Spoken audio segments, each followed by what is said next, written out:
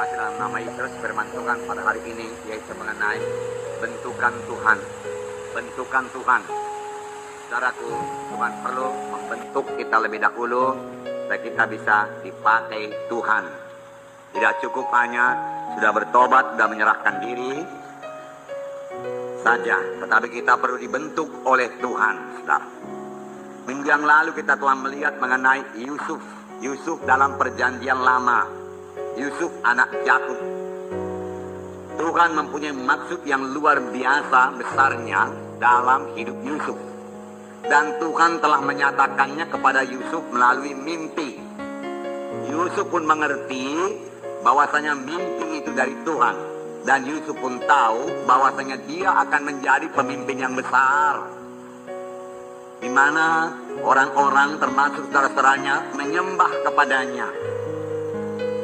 2 kali mimpi itu berlaku, saudaraku, untuk memastikan bahwasanya memang Tuhan betul-betul, memang Tuhan pasti menyampaikan maksudnya tersebut pada Yusuf. Tetapi apa yang kita lihat pada Yusuf justru kebalikannya. Yusuf mau dibunuh oleh saudara-saudaranya. Yusuf dicampakkan dalam sumur. Kemudian datang orang Ismail, dia juallah Yusuf kepada orang Ismail tersebut sebagai budak. Sungguh-sungguh kalau menurut perkiraan manusia sudah hilang harapan jadi pemimpin. Pada waktu itu kalau seorang budak tidak ada lagi masa depannya. Sampai anak cucunya tetap budak terus. Nah, kelihatannya saudaraku, yang jadi kepada Yusuf sangat bertentangan dengan mimpinya. Tetapi Tuhan kita Tuhan yang ajaib, Tuhan yang berkuasa, Tuhan yang tidak berubah dari zaman ke zaman. Apa yang difirmankan Tuhan pasti digenapi Tuhan. Apa yang dijanjikan Tuhan pasti digenapi Tuhan. Walau bagaimanapun besarnya gelombang ataupun keadaan-keadaan yang menghalangi maksud Tuhan tersebut jadi. Sepanjang kita setia, sepanjang kita percaya terus. Yusuf tidak pernah melepaskan visinya. Yusuf tidak pernah melepaskan mimpinya itu. Itu sebabnya dia tetap teguh. Apapun yang jadi kepadanya, apapun perlakuan saudaraku yang diberikan kepadanya, dia tetap saudaraku memegang visi yang daripada Tuhan, memegang panggilan Tuhan itu, dan tidak mau jatuh kepada dosa, dan tidak mau membalas dendam, saudara. Saudara, kemudian Tuhan bermurah, Tuhan menyertai Yusuf.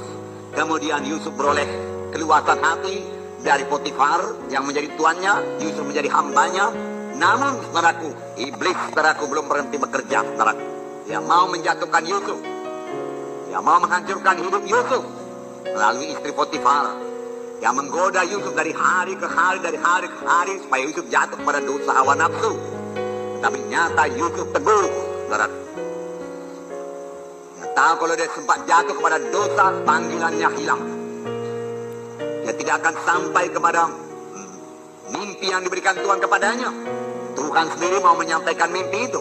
Tetapi kalau Yusuf, saudaraku, jatuh kepada dosa dengan menuruti hawa nafsu, saudaraku, tunduk kepada istri Firaun, saudaraku, dia akan diperbudak terus. Dan hilanglah mimpinya tersebut. Tetapi syukur, Yusuf dengan tegas berkata tidak kepada dosa, tidak kepada hawa nafsu. Aku mau sampai kepada panggilan Tuhan, dia katakan. Ya, panggilan Tuhan begitu indah dalam hidupku. Bagaimana mungkin aku berbuat dosa seperti itu? Aku mau sampai kepada panggilan Tuhan. Saya yakin semua kita saudaraku sudah dipanggil Tuhan, dan Tuhan punya maksud yang begitu indah dalam hidup kita.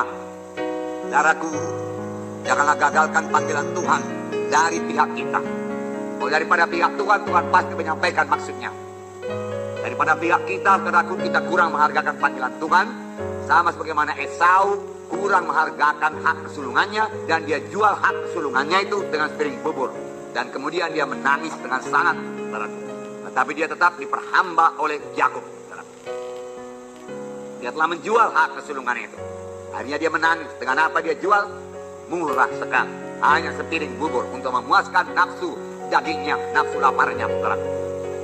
Nah, Yusuf, saudaraku, dia difitnah dan dia dipenjarakan, dan dia terus, saudaraku, dalam persekutuan yang indah dengan Tuhan.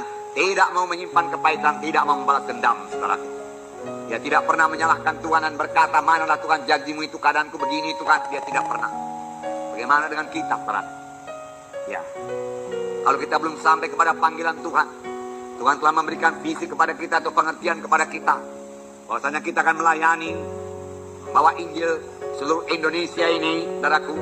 Atau mempunyai KKS, saudaraku, yang belah, berkemenangan. Tetapi itu belum jadi, padahal kita sudah berdoa, saudaraku. Apakah kita mundur, apakah kita bersungut-sungut, dan mulai mempersalahkan Tuhan. Tuhan, manakah janjimu? Demikiankah kita perbuat? Saudaraku, sadarlah bahwasanya untuk sampai kepada panggilan Tuhan, kita ini perlu dibentuk lebih dahulu untuk menjadi pemimpin yang besar. Bagaimana tidak dibentuk, saudaraku? Ada saatnya kita mengklaim, saudaraku, kuasa Tuhan, saudaraku. Tapi ada saatnya, saudara, kita perlu dibentuk Tuhan, saudara. Amin, saudara. Dan dalam hal itu kita harus menyerah kepada Tuhan dan mengangkat salib, saudara. Saya katakan hari minggu yang lalu, mengangkat salib itu, saudara, tidak enak itu. Menyangkal diri tidak enak. Bukan kesenangan saya, kesenangan Tuhan. Kalau saya mau menyenangkan Tuhan, saya menyangkal kesenangan saya. Jadi bentukan itu sering tidak enak bagi tubuh ini, saudaraku. Tidak enak bagi tubuh ini. Tapi kalau saudara mau sampai kepada panggilan Tuhan, saudaraku, sangkalah tubuh ini, saudaraku. Senangkan Tuhan, saudaraku. Nah, perlu juga saya katakan, saudaraku, bahwasanya untuk dipakai Tuhan, untuk menjadi pelayan Tuhan, saudaraku, dia baca firman Tuhan, patuh kepada atasan, saudaraku. Saudara, tidak seorang pun bisa dipakai Tuhan dengan roh berontak. Tidak seorang pun dipakai Tuhan dengan roh kesombongan, yang merasa dirinya tahu segala sesuatu, saudaraku. Merasa dirinya hebat. Karena Tuhan tidak pernah mengurapi kesombongan. Amin, saudara.